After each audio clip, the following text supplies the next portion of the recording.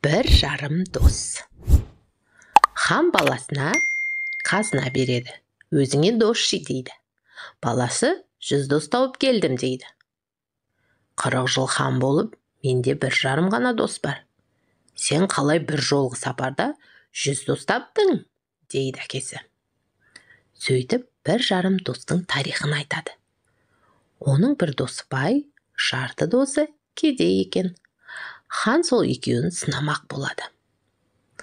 Бай досына: мен үшін жаныңды қый, сонда мен тірі қаламын, дейді. Хан бүтін досына ауырып жатқан болып: ол жанымды емес, малымды ал, балаларым көп еді, дейді. Хан кедей досын шақырады. Оны да соны айтады. Кедей досы: қидым, дейді кедей. Неге? Деп сұрайды хан. Менің жаным халықтың ханын сақтап қалуға жараса, онда артықтың не керегі бар маған, дейді кедей.